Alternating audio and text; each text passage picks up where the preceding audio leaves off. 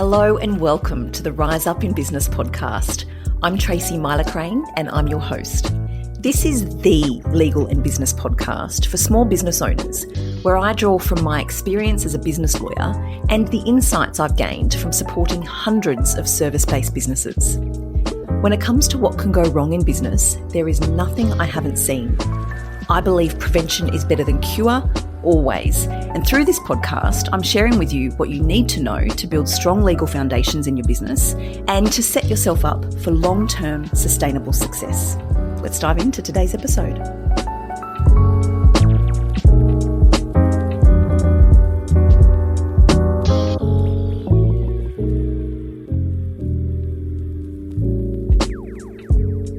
Hello everyone, and welcome to episode 231 of the Rise Up in Business podcast. That feels like quite the milestone. And we've just hit 7 years in business, which is something else that I think is worth celebrating and just pausing to reflect on. And I've been doing a lot of that lately. It feels timely to be recording this episode, having reached such a milestone in business. And that's because there is a common theme amongst discussions I'm having with female business owners lately. Probably over the last couple of months, I've really noticed it, and that is around imposter syndrome, uncertainty, and insecurity. And I think that's wild, given the statistics I'm going to share with you. So I'm recording this episode today because I really want to dive in and share with you some hard statistics and some good old-fashioned facts, because I don't think enough women are backing themselves in business. And it breaks my heart to see so many women working so hard to create a life that works for them and to create a different type of business, but they're riddled with doubt. I'm going to take you through some stats that I found and some facts, which I hope you'll reflect on in those moments of self-doubt and imposter syndrome, because the reality is women are changing the business landscape here in Australia, and I'm going to explain to you why.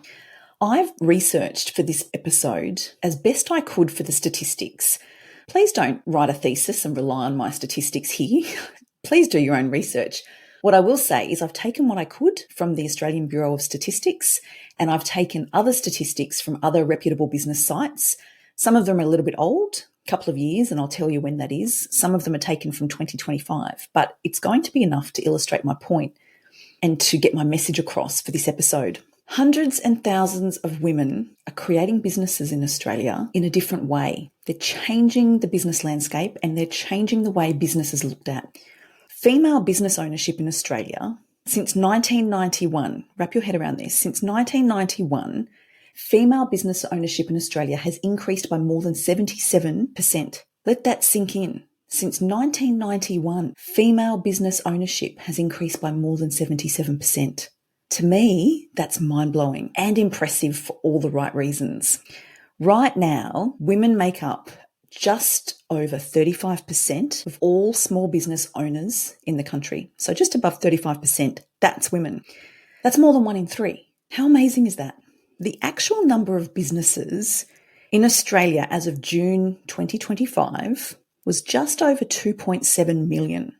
So with female ownership being just over 35% of that, that's just under 1 million women-led businesses in Australia as of June 2025. That fills my heart with so much pride to read out those stats. Let that land. Almost 1 million women-led businesses. Women are doing something right, ladies. So let that sink in if you're doubting yourself, if you've got imposter syndrome, if you're thinking of throwing the towel in. Let that sink in. There's a couple of reasons that I could drill into on the statistics and the facts that I was looking at, but I also draw from conversations that I'm actually having with business owners. Women are creating businesses and changing the way businesses operate for themselves, for their lifestyle, for the flexibility that they want.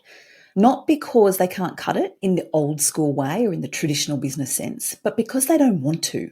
There's an overwhelming trend of women moving away from what we've always been told is the right way to build a business and run a business. And they're creating something that works for them for now, because we're in a different time than we were 20, 30, 40 years ago.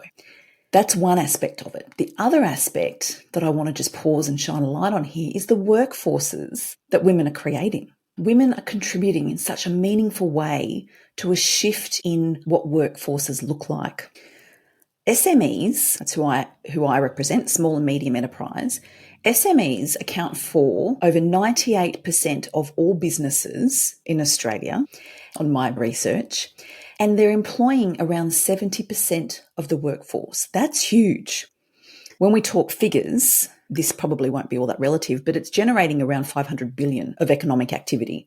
That's hard to wrap your head around. But the point is, again, we're coming back to around that 1/3 of our GDP. We're around that 1/3. When we look into the small businesses and we drill down, so small businesses, annual turnover of less than 10 million, employing less than 15 employees, they employ just over 40% of Australia's workforce. With women running more than 1/3 of those businesses, based on what I've shared from the data I found, pause and appreciate for a moment that women-led businesses are responsible for millions of jobs across the country. But beyond that, let's look at the why. Women-led businesses are creating flexible work environments, and they're leading the charge on this, there is no doubt. The flexibility, the policies, the focus on well-being and balance, dare I say the word balance, nonetheless balance, means that women are valuing more than the job. They're valuing the people. There's an increasing shift to this, which I think is really powerful. Please don't take offense to this if you're listening. I'm not suggesting that men don't, or I'm not actually making any references to men whatsoever. So please don't take those inferences. I'm focusing purely on the power of a woman, the power of women-led businesses, and the impact that women-led businesses are making. And as I said at the beginning, I wanted to record this episode because the common theme of conversations I'm having with so many women in business at the moment is around imposter syndrome and doubt and self-doubt.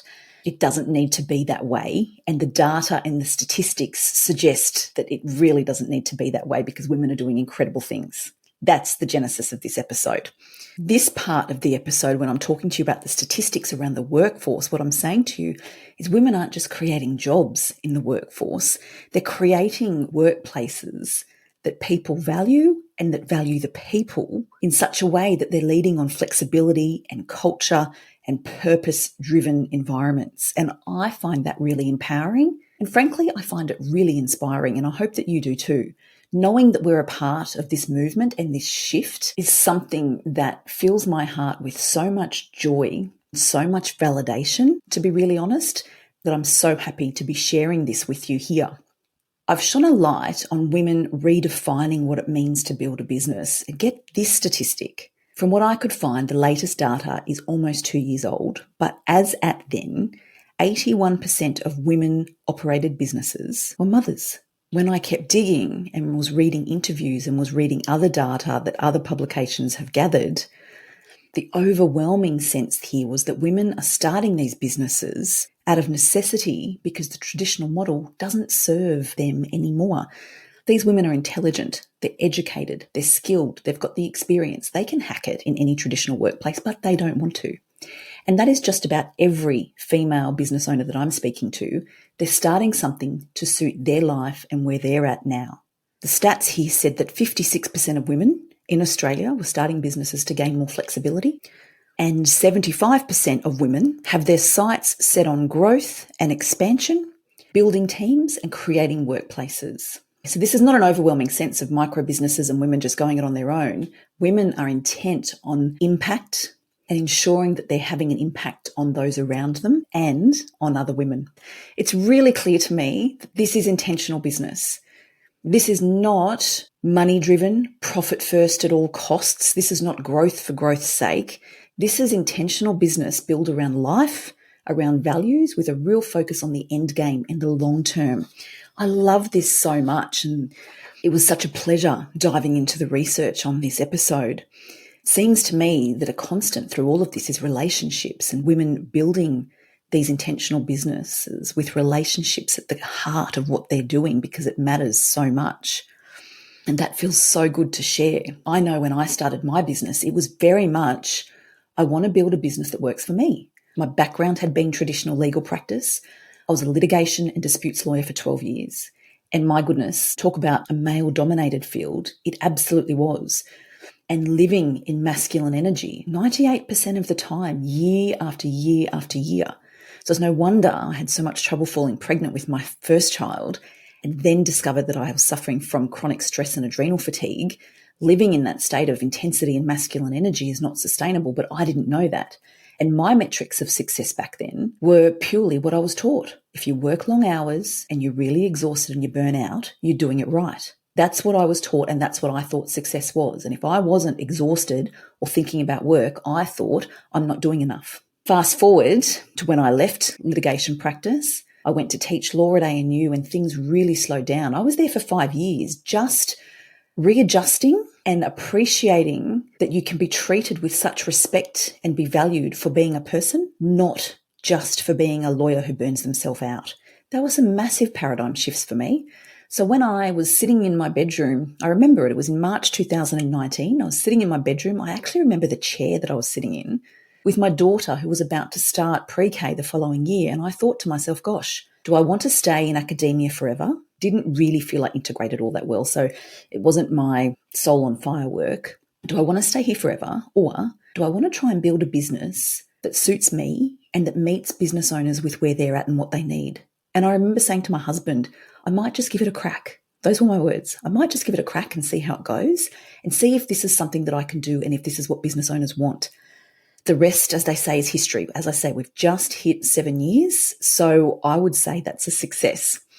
It's certainly been successful for me in terms of building a life that I want. That means I'm not the stressed parent at drop off and pick up. And honestly, I can hand on heart say there is not a day where I drive to drop off or pick up without thinking to myself, I'm so grateful to be able to do this. This is a success metric for me. One of my success metrics now is slow mornings, and I cherish those every day. The other is being able to drop my kids off to school and pick them up. I love those moments. And my daughter will often say to me on the way home, Mum, what was your favourite part of the day? Because I always ask them. And I'll always say, now, picking you up, because it is. That's not to say it's easy and hasn't been rocky and there are days that I just wish they'd stop bickering. Not at all. But overwhelmingly, those are my success metrics. I'm not burnt out. I'm not constantly thinking about work, and I am carving out time for me and for them. And I love that. When I'm in my business working for my clients and talking to people, I love that so much. I actually have to be really careful because I could just spend more time in here than what's good for me in terms of balance and needing breaks. But that is an example, a really personal, close to my heart example of the reason I started my business, not to do it the traditional way, but to do it the way that served me and the life that I wanted so that I could support other women in business and meet them where they're at. And I've shared this on the podcast before. When I started, for the first little while, probably the first year, the legal profession, at least those that I was in contact with, were really negative and no one was supportive, bar one person, I should say, bar one barrister who I cherish dearly and have the greatest respect for. He was supportive. Everybody else, it's not sustainable. It won't work. You can't do a values-driven business. You can't price that way. But I did it anyway. Incidentally, during the COVID lockdowns, many of those lawyers rang me to ask me, how did you do those meetings? How did you do that? Which I thought was very interesting. Nonetheless, that's a classic example of someone building a business in a different way to serve different needs. If you are feeling the pull, if you are feeling a desire to do something bigger or more or to lean in, I'm hoping that this episode will provide you with the inspiration, the context, the drive, whatever it is that you need to go forth and do that and back yourself to do that. Because you can see from what I've shared in this very short and sharp episode, the data's there, the facts are there. Women are doing amazing things. You can too. That's the point. That's why I'm sharing this. Before I wrap up, I just want to share some failure statistics. Not to be negative Nancy, but let's just put things in perspective. From the research I was doing, this is not women-led failure statistics. This is Australian small business statistics. So revenue of less than 10 million, employing 15 or less employees. Approximately 60% of small businesses in Australia fail within the first 5 years. 60%, it's more than half. Approximately 20% fail in their very first year, and close to 50% will fail within the first 3 years. So first year, 20% fail roughly. Within 3 years, 50%. Within the first 5 years, 60%. They're big, chunky numbers. I don't share that to be off-putting. I share that because I'm a realist. What I want to say about that is when I dug further, 2 of the top 5 reasons as to why those failure rates were so high, 1 was inadequate planning and 2 was poor financial management. I say it so often here and on social media and when I email my list. There is no substitute for preparation. Prevention is better than cure in business. And if you want to set yourself up for long-term sustainable success, who you surround yourself with matters. This goes to the heart of what I do in business. So I spent the first 12 years of my career as a litigation and disputes lawyer. So I've seen all the things when it comes to what can go wrong in business. What I do now in this business, 7 years in, is I support business owners to avoid being someone's litigation client. I support business owners to set themselves up for success with documents, strategy, processes and systems. That's the core of what I do, to set business owners up for long-term sustainable success so they don't become one of the failure statistics. That's my passion. That's my drive. That's why I do it. When I was in litigation, I spent all my time in court or mediation or arbitration dealing with businesses in dispute. So either suing or being sued over something that's gone wrong. Usually it had something to do with money. Most of what I saw could have been avoided. It could have been avoided with proper legal advice, proper documentation, and the right support. That's why I do this in business. That's why I'm here. That's why I support small and medium businesses to avoid the disputes, the heartache, the destruction that I've seen. So that's the driver for me. If you're a woman in business and you are experiencing self-doubt, imposter syndrome, insecurity, fear, all the things, I'm hoping you can take something away from this episode and know that you are one of the hundreds of thousands of women doing some really amazing things in business in this country right now.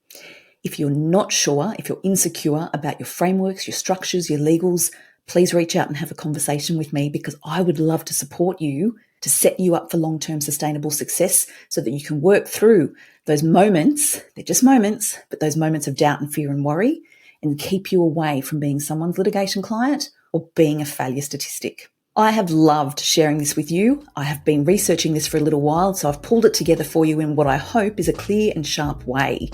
If you're listening to this and you know other women in business that you think would get some inspiration or some motivation or drive out of this episode, it would just mean the world to me if you could share it in any way that works for you. Thank you so much for joining me. I'll catch you next time.